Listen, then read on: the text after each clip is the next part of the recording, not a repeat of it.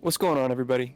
Welcome back to another episode of the FF Ballbusters podcast. Thank you for joining us. My name is Eric. That's my co host, Will. And today we are diving into the quarterback re rankings.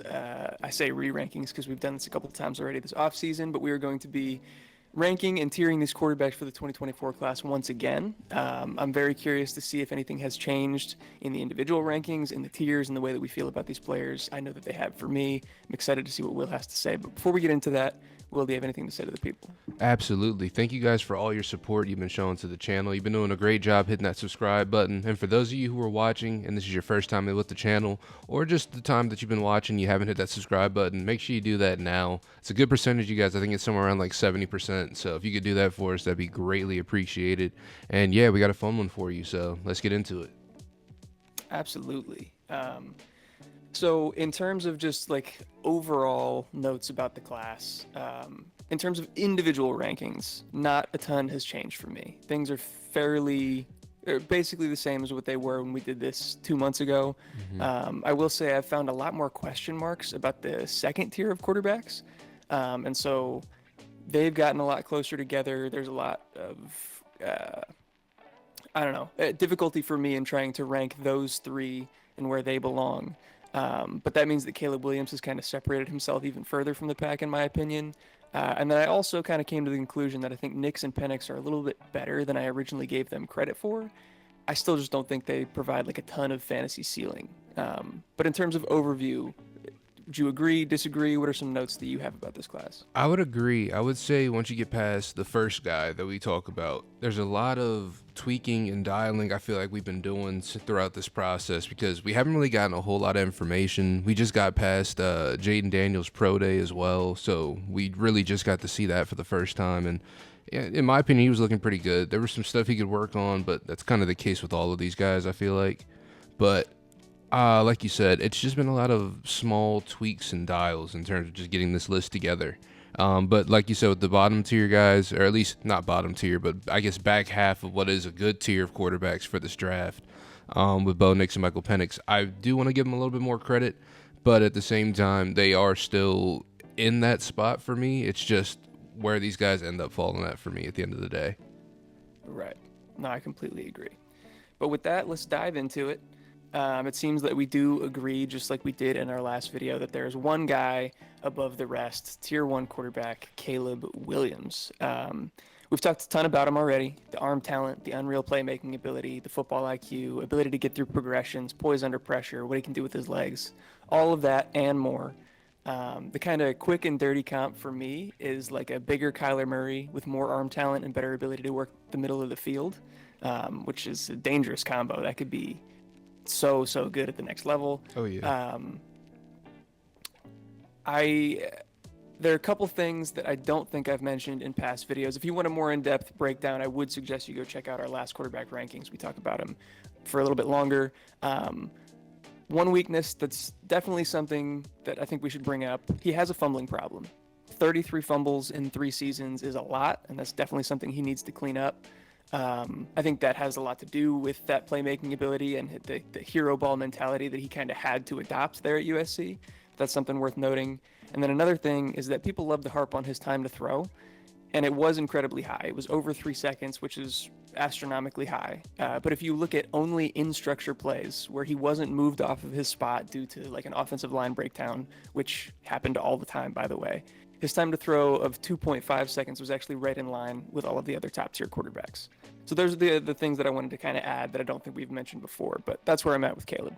Yeah, I've stayed the same. I think as a player, he's great. I feel like a lot of things lately that have maybe even, I guess, in quotes, hurt Caleb Williams in terms of public opinion. I don't think they're anything that has to do with football whatsoever. I think it's just a guy trying to maximize an opportunity, which is what all of these guys should really be doing. So in terms of the player, I think Caleb Williams is the same guy we thought he was. In terms of just like you said, being able to improvise, he's the best at it in the class, and which is going to translate over at the next level, hopefully.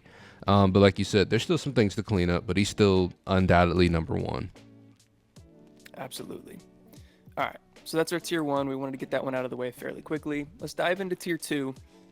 Who do you have at the top of this list? So at the top of this list, it used to be Maye for me, but now it's Jayden Daniels for me. I've come around eventually. But just the rushing floor that he has kind of proves that, at least in fantasy, he's going to at least be good. You know what I mean? Like, that Yeah. rushing floor does so much for quarterbacks, but him having that just proves he's going to at least be good for teams. Seeing him at his pro day actually throw the ball yesterday, there were some times where it was a little bit iffy, but for the most part, it looked pretty solid from what I could see. And he's a Heisman winner. He's somebody who's gone out there and shown that he can compete at the highest of levels against some of the best players in defense that we're going to see out of the SEC. So, yeah, I got Jayden Daniels up here at the top right here. I think he has all the tools he needs to succeed in fantasy. Yeah, I like that a lot. I have him in the same spot. I, I've also kind of gone back and forth with him and Drake May, and I think there's an argument to be made either way. I wouldn't be upset with you having one ranked over the other. They're kind of 2A, 2B in my opinion. But for Jayden Daniels specifically, I think that that was a really good point about the rushing ability in terms of his fantasy value. We saw with Justin Fields, who had some similar deficiencies in terms of pressure to sack, holding on to the ball too long and stuff like that, which Jayden Daniels can have issues with as well.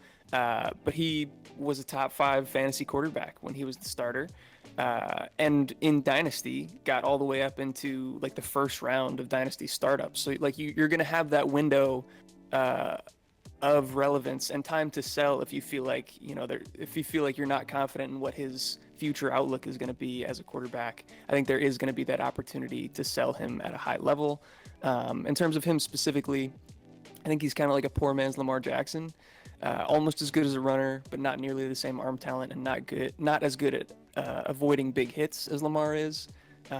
Incredible final year production, like Joe Burrow-esque, like in that tier of production at LSU. But that did come in his 5th year as a starter. Prior to that, in his other 4 college seasons, he never really produced at a level that would have warranted him being anything more than a day 3 pick. So I think that's definitely something to take into consideration when comparing him to a guy like Caleb or Drake May, who, this is only their 2nd season starting. As I alluded to, pressure to sack rate of 24.5% is pretty concerning, and a lot of times you don't see guys that can't avoid sacks at that level last long in the NFL. We would hope that he can kind of rein that in a little bit, but not sure about it. But then, yeah, obviously the rushing ability raises both the floor and the ceiling. We love that. And his offensive PFF grade was the highest of any quarterback in the entire country last year, and his passing grade was 2nd. So it wasn't just him getting it done with his legs. He is a fantastic thrower of the football. Yeah, I saw a lot of discourse as to whether Jayden Daniels was a good pocket passer or not, or if he could only throw on the run. I don't know where that came from, because he is a good pocket passer out of everything. You know what I mean? I guess I kind of know where it came from, but he is a good pocket passer. He's great with his feet as well. Like you said, it's more of the sack avoidance that's more of an issue for him that we hope to see get better. And one more thing to add kind of in his favor, he's also really good at protecting the football. Turnover-worthy play rate, career turnover-worthy play rate of 1.6% is among the lowest of the guys in this class. So that's also quite impressive. But unless you have anything else to add about Jayden Daniels, you down to move to Drake May? Yes, sir. All right. So I have a lot to say about Drake May. I'll start by saying that my comp for him is Jordan Love. I think that his range of outcomes is really similar. He could be what people think Love is now. He could be that high-end dynasty asset with the arm talent, the prototypical size, stuff like that. Or he could be what people thought Love was 2 years ago. Basically an afterthought project, not something that's really going to rise to relevance. What are your thoughts on like that opinion in general? Because I feel like he's got a wide range of outcomes here. I absolutely agree, because there's times where I watch the tape and I'm like, wow, this guy's spectacular. And then there's times where I watch his tape and I'm like, wow, I have no idea what he's thinking out there. So in terms of where he could end up, like you said, the sky is kind of the limit. It's really up to Drake May and where he lands at and the system that he gets put into, because he's got the build, he's got the potential, he's got the arm talent, he's got the mobility to really be a good quarterback at the next level. But it all kind of really comes down to decision making, which has gotten better throughout his college career. It's gotten better. But at the same time, I don't know. I feel like he's got the most boom or bust ability out of like all of these top tiered quarterbacks. Yeah, no, that's what I saw as well. And I think you make a fantastic point about like the head scratching plays. I don't want to comp him to these guys necessarily, but I'll be honest. Like it's reminiscent of like young Josh Allen. It's Hmm. reminiscent of what I saw watching tape of Justin Herbert at Oregon, and even in his first year in the NFL when he was lighting things up. There were plenty of those times where it's like, what was that decision? What was that throw? Why are you risking that for no reason? I see a lot of that in Drake Maye. That doesn't mean he's going to be those guys, and there's plenty of other quarterbacks that aren't coming to mind because they're irrelevant now that have had those same head scratching plays and just never reached the height that those guys did. So that's one thing. I do think you make a good point about the rushing ability. That's going to raise his floor. Not only is he a good rusher, but he has a high tendency to Hmm. run. He was top 6 in the NCAA in scrambles last year and first the year before, so that's really good for fantasy. Top 10 in PFF passing grade and top 10 in big time throw rate in the country in both of his years as the starter. Very impressive, but also plenty to dislike. UNC didn't play a tough schedule. He didn't play any top 25 teams last year. The only 3 games that he played last year against teams that were top 50 defenses, he had his worst games by far, with an average PFF passing grade of 58.9 compared to 82.6 in the rest of his schedule. Um, I don't want to like over criticize the bad games because everybody has bad stretches. Caleb had a bad stretch this year, and the rest of the body of work is good, but it sucks to see him struggle that bad against the best teams instead of kind of rising to the occasion. He also has a tendency to make bad plays worse, in my opinion. Like it's kind of a coin flip whether his aggression is going to lead to highlight reel throws or bad interceptions, which is kind of why I mentioned like the young Josh Allen. You see a lot of that, those type of decision making issues pop up. And then the last thing, I think he struggles a lot against the blitz. It seems like his mind is going faster than his body can kind of handle. His completion percentage drops significantly, and his turnover worthy play rates go up as well when facing pressure. Yeah, which is all stuff that you really don't want to see from a quarterback, especially at the next level. So it's tough. It's tough, but I think that he has everything he needs to succeed at the next level in terms of tools. I just don't know if he's going to put it all together. So he's one of the scarier ones out of these three. Yeah, absolutely. Sorry, I'm just adjusting some things. I want to make sure I have notes for after we get through this tier here. So we have been talking about it as a tier of 3. I also have JJ McCarthy in Hmm. here. Do you have him in here as well? Yeah, especially with just developments as of late as well. I think it's fair to throw him up in this tier with these three. Yeah. So you want to start us off? You want to give us a little background on JJ McCarthy? Yeah, man, because I feel like the background is still just as much information as we have now, but teams are just raving about him now. He's the youngest Yeah. quarterback in this class, and in terms of upside, we're being told that it's limitless. I really don't understand all of the media coverage over Jayden McCarthy lately. There's been some rumors of him possibly being picked second overall. That's how good he is, and that's how much he impressed, which I don't know. We got Jim Harbaugh saying that his pro day was the best he's ever seen from a quarterback ever. So I don't know. But at Michigan, obviously he's a winner. They won a national championship. I believe he's 28-1 over his career. Uh, but with Michigan, they were such a run-heavy team that he wasn't called upon to be the guy to make plays. And when he did make plays, or when he was called upon, he did make plays. You know, he has a very high Yeah. percentage. But I don't know. It's confusing to me, I guess, the background. But in terms of just how teams are valuing him, he's getting pushed up boards. I feel like he's getting pushed up everyone's board, whether they want him to or not, just because of how these teams are talking about him as of late. So I don't know. But at the same time, last year during this process, we saw Will Levis get talks about being picked number 1 overall, and we saw what happened to him. So Yeah. it's tough. It's really tough. Yeah. So I think that's a good kind of scenario to bring up. I don't think you are either. I wouldn't compare those two guys as No. passers or as players necessarily. But yeah, there's a chance that these are all smoke screens and he goes a lot later. There's a chance that he does make it into the top 5. So I'm very curious to see what happens on draft day. You mentioned the talk of limitless upside. I don't see that. I don't see the limitless upside, but I do think that his floor is higher than I initially realized. And I think the narrative that his lack of passing volume was due to Michigan trying to hide him, I think that's overblown. But I also think it's very important to note that, like, the same way his lack of passing volume doesn't mean that he can't be the driver of an offense. It also doesn't mean that we should project that he will be the driver of an offense. True. There's a lot of projection and uncertainty due to his profile and lack of passing volume. But positives that I saw from him: very good arm strength, very good velocity. There were tons of tight window throws, especially down the seam and over the middle of the field on his tape. He's certainly not scared to throw over the middle, which is a really important quality for a starting quarterback in the NFL. Good mobility, not just as a runner, but also in terms of his ability to throw on the run. He's good off platform and out of structure. He's very good while under pressure. He had the 7th highest PFF passing grade while pressured last year. His age-adjusted efficiency metrics are also really, really good. You talked about him being the youngest quarterback in the class, and so him producing as efficiently as he is really impressive to see, although all of that's on a very limited sample size, so hard to kind of compare apples to apples with the rest of the class. And he has experience in a pro-style offense, which a lot of these other guys don't. Michigan ran, stuff that you're going to see in the NFL level where, Oregon, Washington, USC didn't really. So that's a positive. But then negatives for him, it's not all the time, but definitely sometimes where he has to see his receiver open before he throws it. That's definitely a habit he's going to need to shake in order to have success at the NFL level. Inconsistent accuracy and ball placement, really all the way through his tape. Something that we've talked about a bunch here: lack of touch. I just haven't seen the ability to make those layered throws over second-level defenders. It seems like almost every throw he has is a fastball.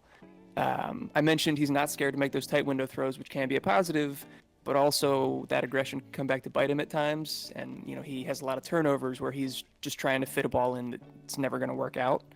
I think he really struggles throwing to the left side of the field, especially in the short and intermediate areas. Deep left isn't as bad, at least statistically, but the short and intermediate areas, he really struggles with his completion percentage. And size concerns. He weighed in at 219 at the combine, but I guarantee you that's not his play weight. Like, I hope that he gets there. I think that would be really encouraging. But I think when he was at Michigan, I doubt that he played over 200 pounds on game days. Yeah, I'd agree. He looked pretty small out there for the most part. Yeah. And then the last thing is the one that everybody wants to talk about.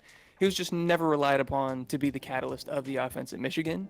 And that's something that we have seen from all of the other quarterbacks that we're going to talk about on today's list. He's the only outlier in that regard. So a lot of projection, a lot of uncertainty. Absolutely agree. It's just kind of the word to go with J.J. McCarthy this year is just uncertain. I just don't really know who the guy is yet. Yeah. So I also want to note just about this tier 2 of quarterbacks in general. Why it's so hard to rank them is because, I mentioned that kind of apples to apples comparison. You're not getting that with any of these guys. They're all so dramatically different. That's why I'm conflicted about Maye specifically. There's lack of consistency from all of these guys, but Drake Maye and JJ McCarthy are both young. But for Maye, we're talking about a crazy amount of volume, over 600 pass attempts in his sophomore year, over 500 this year. We have all the tape that we need to kind of make a decent evaluation of what he could be or what he's going to be. Jayden Daniels, we had 4 years worth of tape that showed that he wasn't a very good quarterback, and then 1 year worth of tape that shows that he's elite in so many traits.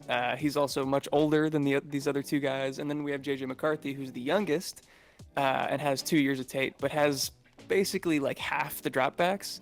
That's a little bit of an exaggeration, but a lot less dropbacks than we saw from Drake Maye or Jayden Daniels.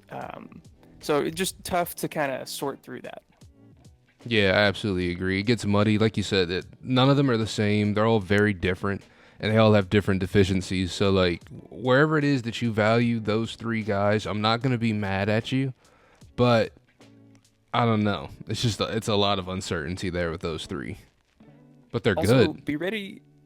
Very true. They have upside. They have good traits. But what I was going to say is also be ready to be fluid with these guys. Mm-hmm. Like draft capital and landing spot, going to make a big difference about where these guys fall in fantasy drafts. Absolutely. Once we get that, we can really start to dial things in. But right now, yeah, looking all pretty similar up there. Yeah. All right. Let's dive into this tier 3. I'm assuming you have Bo Nix at the top. Yeah, you already know. I'll let you kick it off with your boy then. All right, so Bo Nix confusing player. Bo Nix at Auburn would not be in this conversation at all. But since going to Oregon, he has improved quite a bit. He's got good arm talent and athleticism, up there with the best of them, really. Decision making is sort of where he struggles the most, but it has something that's also gotten a lot better in time, especially since he went to Oregon. His decision making's gotten better. Whether that's due to the system or due to him, I guess we're really going to find out soon. But in terms of just production, it's like night and day comparing those two sets of statistics when he was at Auburn versus when he was at Oregon.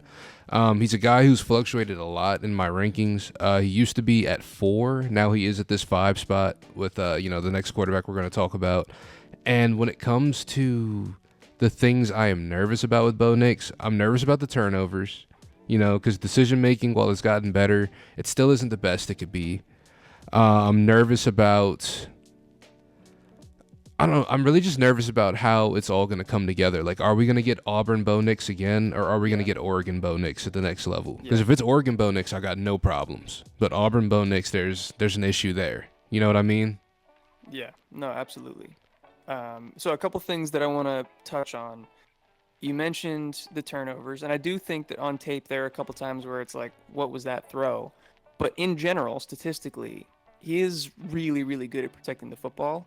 He actually had the lowest turnover-worthy play rate in the nation at 1%, with only 5 turnover-worthy plays and 467 attempts last year. Okay. Going back to Auburn, yeah, that's a very different story. So I get where you're coming from there. But Oregon, Bo Nix was much better at protecting the football.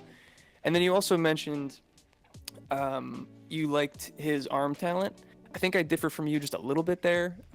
I kind of see, in terms of like strength and velocity, that he's like average to below average in terms of arm talent compared to like NFL quarterback talent. Okay. I'd say that's fair. I mean, he didn't really throw the ball deep too often either. Even just taking a look at that, because I got that in front of me. Only 10.9% of passes, 20 or more yards downfield. 66.7% of passes aimed within 9 yards of the line of scrimmage. And 27% of attempts behind the line of scrimmage. So, yeah, I think me personally, I feel like it was one of those situations where he wasn't called on to do it a whole lot. But I think it's something that's better than people give a little bit of credit to. Okay, yeah, that's fair. And we're not going to agree on everything, so that makes sense. I do agree with you that Oregon's offense called for a lot of those screens and short plays around the line of scrimmage. So that might not be indicative of what he's capable of. But he's also an elite sack avoider. Him and Michael Penix were among the top in terms of pressure to sack rate, or, having the lowest pressure to sack rate in the country. He was fantastic while under pressure. He had the highest PFF under pressure passing grade in the country at 91.2. He was first by a wide margin. Like, the second highest graded passer in under pressure situations was at an 80. So, like, it's not even close what he was doing in that regard.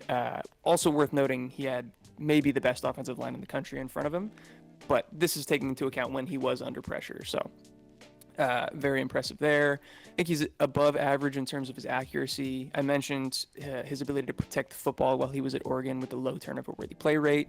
And I think he's got good athleticism as well. That's definitely something that's going to separate him from Penix, who we're going to talk about after this, is that he can actually create with his legs a little bit. And then cons, not a ton, just that he's old. It took him a long time to get to where he is now.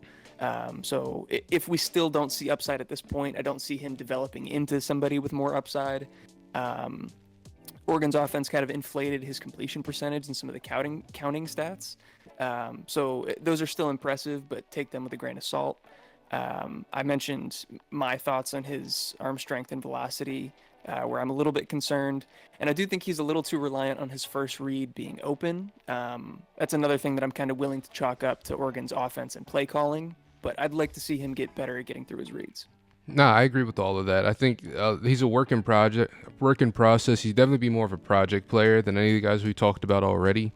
I don't feel like he's super ready to jump in there and immediately start, but with the state of quarterbacks this year, he may have to. So it's going to be tough to see, like you said, development, because he may get thrown straight into the fire. We're going to see exactly what Bo Nix could be at the next level, at least, immediately. I do think he's got a long career in front of him. I just don't know that it's as a starting quarterback the entire time. I think he might be a really good backup for a good amount of his career. I could agree with that. I could definitely agree with that. Yeah. But unless you have anything to add there, we can go on to Michael Penix. Yes, sir. what do you think about the pocket passer that is Michael Penix? Michael Penix has been at the bottom of my rankings for these 6 guys, and he has remained there the entire time. He is an anti-mover for me out of this group. Now, I don't hate Michael Penix. Like I said at the beginning, I have gotten warmer to the idea of Michael Penix as a quarterback in the NFL. Like you said, he's a pocket passer. There's injury history there that people are concerned with, but at the same time, he was able to stay healthy this whole last year, the best year of his college career as well. So I'm trying not to give that too much stock, but that is something to be worried about. But the thing that really worried me the most out of him was just some of his throwing stats when it came down to what I feel like the throws that quarterbacks really have to make. Like third down completion rate, I feel like is a pretty big stat when it comes to college quarterbacks, because that is a time where you have to throw the ball. Defense knows the ball is coming out. What are you going to do? You know what I mean? And what we saw was he completed the pass on that instance 57.4% of the time, which was the lowest out of these top 6 quarterbacks. Throws across the middle of the field, which I feel like is an very important throw that quarterbacks would need to be able to make. He completed those at 69.8% of the time, which is 5th among these top 6. And just adjusted completed percentages, his was 74.1%, which was last among these top 6. So it's like he's the guy who's the pocket passer out of the 3, but I kind of feel like when it comes down to it and when it needs to be done, he's the worst out of the 6 as well. Did I say out of the 3? I said out of the 3, but out of the 6. He is one of the worst out of the 6 at doing it when it matters the most, which is a little worrying for me. Yeah, no, I agree with all that. I like those stats. That's not something that I had pulled up, so that's good to know. I definitely saw from a film-based perspective that he's really inconsistent.